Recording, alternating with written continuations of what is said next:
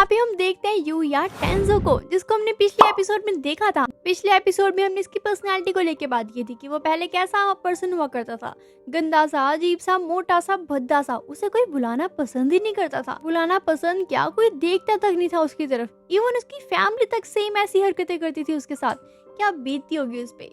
लेकिन उनको क्या पता था कि इसके साथ कुछ होने वाला है अमेजिंग सा, क्योंकि यहाँ पे उसकी पूरी की पूरी बॉडी ट्रांसफॉर्म हो चुकी होती है एकदम हैंडसम सुंदर से लड़के में। लड़कों को वैसे सुंदर नहीं बोलते, हैंडसम बोलते हैं। तो हैंडसम में कन्वर्ट हो जाता है। उसके सिक्स पैक्स, क्या डोले, क्या पर्सनैलिटी, उसका हेयर स्टाइल कमाल का होता है भाई। ये सारा का सारा कांड तब हुआ होता है जब वो सो रहा होता है। इवन जब वो सो रहा होता है तो उसकी बैक में, लेग में, पूरी बॉडी में काफी पेन होता है। लेकिन उसे लगता है शायद कोई प्रॉब्लम वैसी कुछ होगा, नॉर्मल सी बात है, तो फिर से सो जाता है वो। लेकिन जब वो मॉर्निंग उठता है ना, वो अपने आप को देख के शॉक्ड हो जाता है। सच में शॉक्ड होने वाली तो बात ही है, क्योंकि अगर मैं ही चलो तुम ही मान लो यार, तुम अभी मतलब मोटे से पर्सन हो, चलो मान लो, मानने में क्या जाता है, ठीक है, तुम मोटे पर्सन हो और मॉर्निंग में तुम देखो कि तुम एकदम सुंदर से और मतलब हैंडसम बॉय बन चुके हो, तो तुम्हें खुशी तो होगी, लेकिन थोड़ी हैरानी होगी ना कि यार ये कैसे हो गया, ये चमत्कार कैसे हो सकता है। सेम उसका भी वही रिएक्शन होता है। फिर वो सोचता है कि क्यों ना मैं अपनी बॉडी को देखूं कि मैं लग कैसा रहा हूं आखिरकार। जैसे वो अपने वॉशरूम में जाता है मिरर में अपने आप को चेक करने के लिए, लेकिन उसका मिरर तो टूटा पड़ा होता है, क्योंकि पिछले एपिसोड में आपने देखा था कि उसका मिरर कैसे टूटा है। अगर आपने वो वाला एपिसोड नहीं देखा है तो जल्दी जल्दी आके देख कर आओ, क्योंकि अगर वो वाला एपिसोड आपने देखा होगा फिर इसको देखोगे ना, मजा आएगा, मजा। चलो फिर आगे स्टार्ट करते हैं। उसके बाद यहाँ पे वो अपने कपड़े पहनता है, लेकिन वो कपड़े उसको तो आते ही नहीं है, बिकॉज वो काफी ज्यादा लूज होते हैं। बिकॉज वो पहले काफी मोटा था, मतलब एक्सेल डबल एक्सेल आता होगा उसको, लेकिन अब उसको शायद एम या एस आएगा। तो फिर वो सोचता है यार अब मैं क्या करूँ, मैं कहाँ से कपड़े पहनूं। तो फिर उसको माइंड में आता है यार जिसका घर है, जो ऑनर था इस घर का, उसके कपड़े चेक करता हूँ, क्या पता कुछ मिल जाए। तो जैसे वो चेक करता है तो सच में उसको कपड़े मिल जाते हैं, और वो सभी कपड़े उसको बिल्कुल फिट आते हैं। लगता है वो ऑनर भी कुछ खास रहा होगा। वो रेडी शेडी हो जाता है, एकदम सोना मुंडा बन जाता है। उसके बाद वो बाहर आता है तो देखता है कि यहाँ पे और भी काफी सारी चीजें चेंज हो चुकी हैं, लाइक फ्रूट्स हो गए, और वहाँ पे जो पेड़ वगैरह है वो काफी चेंज हो चुके होते हैं। और ऊपर से वो काफी सारी चीजें फील भी करता है, लाइक वो मतलब एकदम स्पीड में दौड़ने लग जाता है, और कोई चोट लगी होती है तो वो उसे हील कर पाता है, और भी काफी सारी चीजें होती हैं जो कि उसको फील हो रही होती है। और वो मतलब देख के थोड़ा हैरान होता है और थोड़ा खुश भी होता है। हैरान इसलिए क्योंकि ये सब कुछ इसके लिए न्यू था, और खुश इसलिए क्योंकि ये सब कुछ उसको मिल रहा था बिना कोई एफर्ट लगाए। वैसे भी आपने ये कहावत तो कहीं ना कहीं सुनी ही होगी, क्यों है ना, जो भी इंडियन फैंस हैं, कि भगवान के घर देर है बट अंधेर नहीं। क्योंकि उसने बचपन से लेके अभी तक काफी स्ट्रगल किया, काफी ज्यादा हाई लेवल का स्ट्रगल। लेकिन देखना तो अब ये है कि जब वो स्कूल में जाएगा तो सभी का क्या रिएक्शन होने वाला है, उसके टीचर्स का, उसके क्लासमेट्स का, जो उसे बुली करते थे उनका क्या रिएक्शन होने वाला है। क्या वो उसको पहचान पाएंगे या नहीं। और सबसे बड़ी बात तो ये, उसके पेरेंट्स, क्या वो सच में उसको एक्सेप्ट कर लेंगे। अब भाई अब तो कर ही लेंगे, बिकॉज वो पहले में और अब में बहुत ज्यादा डिफरेंस हो चुका है।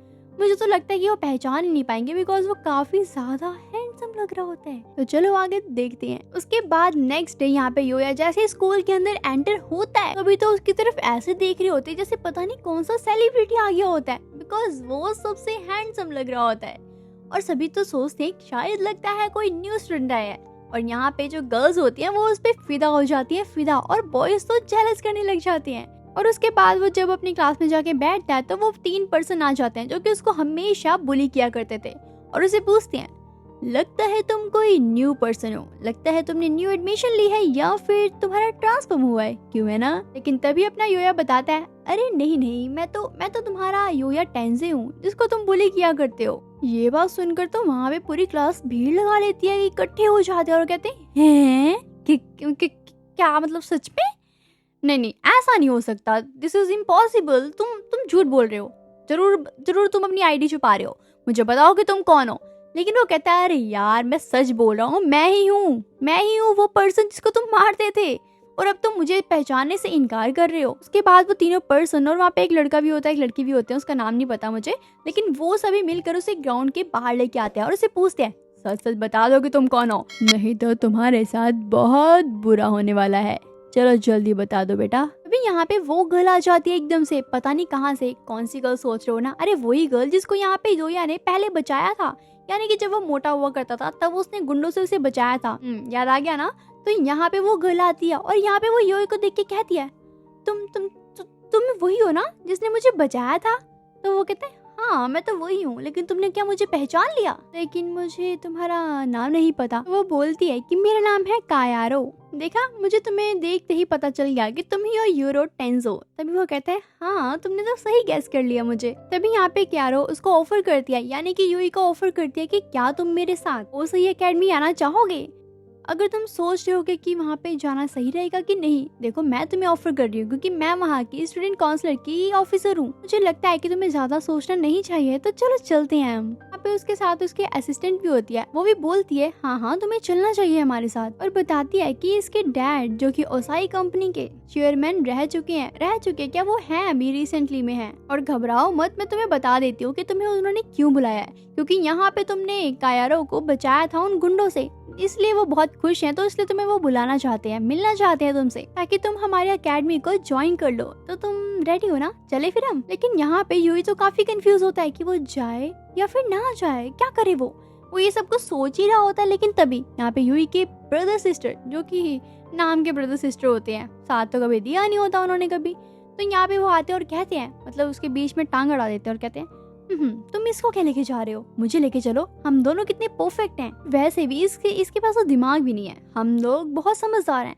और तुम हमें जो भी बोलोगे एकेडमी में करने के लिए हम सब कुछ करेंगे, इसीलिए तुम हमें ले चलो, इस बेवकूफ को तो छोड़ दो, इसके पास कोई टैलेंट नहीं है। लेकिन भाई यहाँ पे पता है क्या होता है, यहाँ पे कायोरी उनको मना कर देती है, मुंह पे मना कर देती है। वो कहती तुम्हारे लिए ऑफर नहीं है, जिसके लिए लेकर आई हो सिर्फ वही जा सकता है, क्योंकि इस काम मेरे ऊपर बहुत एहसान है, अगर इसने मुझे उस दिन ना बचाया होता तो पता नहीं मेरा क्या होता। और वैसे भी तुम लोग फालतू में उसकी बेइज्जती कर रहे हो, बेइज्जती तो मैं तुम्हारी करनी चाहती हूँ लेकिन मैं कर नहीं रही, बिकॉज मैं तुम्हें जानती नहीं ज्यादा, और जो तुम उसकी बेइज्जती कर रहे हो उसकी तो तारीफें होनी चाहिए, और तुम लोग बीच में आ रहे हो। अगर तुम मेरे मुंह से और कुछ नहीं सुनना चाहते तो पहली फुर्सत में यहाँ से निकल लो, वरना मैं बहुत कुछ बोल दूंगी, तो फिर तुम्हें बुरा लग सकता है, चले जाओ यहाँ से। गाइस यहाँ पे उस गर्ल ने तो काफी खंगोर की बेइज्जती की होती है, लाइक बातों से उसके मुंह पे चाटा मार दिया हो, ऐसी वाली फीलिंग आ रही है मुझे, तो बड़ा मजा आ रहा है। उसके बाद फाइनली यहाँ पे योया मान जाता है, और उसके बाद यहाँ पे कायरोस को लेके चली जाती है अपने साथ। यहाँ पे कायोरियो से अपने पेरेंट्स से मिलवाती है, यानी कि अपने फादर से मिलवाती है, और वहाँ पे उसके फादर भी उसे काफी अच्छा वेलकम करते हैं, और साथ ही साथ वो कहते हैं तुम्हारा बहुत बहुत शुक्रिया कि तुमने हमारी बेटी को बचा लिया, अगर उस दिन तुम नहीं होते तो पता नहीं क्या होता। तो मैं इसी खुशी में मैं चाहता हूँ कि तुम हमारी एकेडमी को ज्वाइन कर लो, ये एक तरफ से थैंक यू तोहफा होगा हमारी तरफ से तुम्हारे लिए, तो प्लीज इसको इनकार मत कीजिएगा, एक्सेप्ट कर लीजिएगा। लेकिन ये सब को सुन के मतलब टैंजो को समझ नहीं आ रहा होता कि वो करे तो करे क्या, उसे एक्सेप्ट करना चाहिए ये सब कुछ कि नहीं, क्योंकि उसकी लाइफ में फर्स्ट टाइम किसी ने उससे इतने प्यार से बात की, इतनी रिस्पेक्टफुली, और कुछ ऑफर कर रहा है कि मतलब खुद की एकेडमी में ऑफर दे रहा है मुझे। यार तुम भी समझ सकते हो, एक पर्सन जिसको स्टार्टिंग से इतना प्यार, इतनी मतलब रिस्पेक्ट कभी मिली नहीं और फर्स्ट टाइम मिल रही है, तुम समझ सकते हो उसकी फीलिंग क्या हो रही होगी। तो वो काफी घबरा जाता है और खड़ा हो जाता है, मतलब पता लग रहा होता है कि वो काफी ज्यादा घबरा रहा होता है। तो यहाँ पे उसके फादर उसे बोलते हैं तुम घबराओ मत, तुम आराम से सोच के मुझे बता सकते हो, कोई जल्दबाजी नहीं है। वैसे भी मुझे तो तुम्हारी ऑनेस्टी सबसे परफेक्ट लगी, यही छोटी ही चीज तुम्हें बहुत बड़ा बनाती है। और तुम ये मत सोचना कि यहाँ पे एकेडमी में और भी पर्सन है जो तुमसे अच्छी हैं, लेकिन मेरे लिए तो तुम ही बेस्ट हो, क्योंकि तुम्हारी ऑनेस्टी देख के पता लगता है। उसे काफी ज्यादा मोटिवेट करते हैं, समझाते हैं कि तुम्हारे लिए बेस्ट है, तुम्हें ज्वाइन करना चाहिए। और ये भी कहते हैं कि तुम्हें जितना टाइम लेना है तुम ले सकते हो, कोई प्रॉब्लम नहीं है मुझे। वो ये सब कुछ सोच ही रहा होता है, लेकिन तभी यहाँ पे एकेडमी की एक टीचर आ जाती है। उसका नाम सुन के तुम थोड़ा हंसने लग जाओगे, बिकॉज उसका नाम है सावड़ा, मतलब सावड़ा। इट्स ओके यार, बुरा मत मानना, बट उसका नाम यही है। तभी यहाँ पे कावरी के डैड उस टीचर के बारे में यूई को बताते हैं कि ये सबसे फेमस है स्टूडेंट्स के बीच में और काफी फ्रेंडली भी है, इनका नेचर काफी अच्छा है, मतलब तारीफें कर रहे होते हैं उनकी। तो मैं चाहता हूँ कि तुम इनसे एक बार ट्रायल क्लासेस लेके देख लो, बाकी जो डिसीजन तुम लेना चाहोगे वो मेरे लिए ठीक होगा, तो तुम एक बार ट्राई कर लो तो क्या ही चला जाएगा, ठीक है ना। फाइनली यहाँ पे यूई मान जाता है और कहता है ठीक है, इट्स ओके। तो यहाँ पे वो एक क्लास के बाहर खड़ा होता है, अंदर से काफी सारी आवाजें आ रही होती हैं, वो काफी नर्वस हो रहा होता है कि मैं अंदर जाऊंगा तो क्या होगा उसके साथ, क्या फिर से लोग मेरा, मतलब लोग नहीं, स्टूडेंट्स मेरा मजाक उड़ाने लग जाएंगे, कहीं मुझे कोई बुली तो नहीं करेगा, क्या टीचर्स मेरी रिस्पेक्ट करेंगे, मतलब काफी सारे क्वेश्चंस होते हैं, बिकॉज उसकी पहले वाली लाइफ और अब वाली लाइफ में बहुत डिफरेंस आ चुका होता है। फाइनली वो हिम्मत जुटा के अंदर चला जाता है, और वो बस अपने मन में यही कहता है यार जो भी होगा देखा जाएगा, मैं किसी की तरफ देखूंगा ही नहीं, मैं किसी को बुलाऊंगा ही नहीं, मैं जाके बैठ जाऊंगा। मतलब अपने मन में बड़बड़ा रहा होता है। कोई भी पर्सन नर्वस होता है तो वो ऐसी बातें करता है और थोड़ा सा हड़बड़ाता है, हिचकिचाता है बोलने में, ठीक है। तो ऐसे ही सब कुछ इसके साथ ऐसा हो रहा होता है। तभी यहाँ पे टीचर यूई को बोलते हैं अपना इंट्रोडक्शन दो, इनके साथ थोड़ी फ्रेंडशिप करो। तो वो यहाँ पे अपना इंट्रोडक्शन देता है। वो नोटिस करता है कि यार ये सभी के सभी मुझे मतलब ऐसे क्यों देख रहे हैं, ऐसे मैं कोई जोकर तो नहीं लग रहा मतलब। लेकिन यहाँ पे उसे क्या पता कि यार वो कितना हैंडसम लग रहा है। सभी उसकी पर्सनैलिटी देख के शॉक्ड होते हैं, यार कितना कातिल है ये तो, मतलब कितना हैंडसम है। वो तो काफी फिदा हो चुके होते हैं, गर्ल्स तो फिदा ही हो चुकी होती है उस पर, फिदा। इवन बॉयज भी, वो फिदा तो नहीं होते बट उसको पसंद आती है उसकी पर्सनैलिटी, उसके बोलने का तरीका, उसका हेयर स्टाइल, एवरीथिंग। के बाद जब ये सब कुछ कंप्लीट हो जाता है इंट्रोडक्शन वगैरह, तो उसके बाद वो टीचर यहाँ पे यूई को एक गर्ल के साथ बैठा देती है और कहती है कि तुम दोनों बुक शेयर कर सकते हो आज के लिए, कल से तुम अपनी अपनी बुक्स ले आना। तो यहाँ पे उसके बाद वो टीचर पढ़ाना स्टार्ट करती है। अभी यहाँ पे यूई काफी नर्वस तो होता ही है, तो यहाँ पे वो सिर्फ अपनी स्टडी में कॉन्सेंट्रेट करता है। तो यहाँ पे नोटिस करता है कि वो टीचर इतना अच्छा पढ़ा रही होती है, इतना ज्यादा मजेदार कि उसको सब कुछ समझ आता है और उसे काफी अच्छा लग रहा होता है पढ़ने में। उस टीचर के पढ़ाने का वे ही अलग होता है, मतलब वो काफी इंटरेस्ट से पढ़ाते हैं और इवन यहाँ के बच्चे काफी इंटरेस्ट लेके पढ़ते भी हैं, समझते हैं, सब कुछ समझ आता है। अगर हम बात करें अपने इंडिया के स्कूल्स की, यहाँ पे अगर हमने टीचर को, अगर टीचर ने हमें एक बार समझा दिया, अगर हमने दोबारा पूछ लिया ना बेटा, तो यहाँ पे गालियों की बरसात होती है कि तुम्हारा ध्यान कहाँ था पहले, वो बातें ये कर लो वो कर लो, बट उन्होंने दोबारा समझाना तो है ही नहीं और बोलते हमें तुम्हें कोई डाउट्स हो ना तो हमसे दोबारा पूछ लेना। इन रियलिटी तो भाई स्टूडेंट से पूछो उनके साथ क्या होता है।